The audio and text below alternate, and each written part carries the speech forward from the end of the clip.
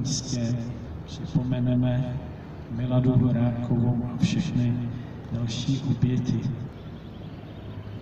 Blanička Doležalová, Bohdan Mráz, Boženka Bexiová, Jaroslav, Jan Bucha, Záliška Landra, Oldřich Nelson, Silvestr Brajto, Emil Bruna a tisíce dalších, tisíce u nás a miliony v celém světě připomeneme tady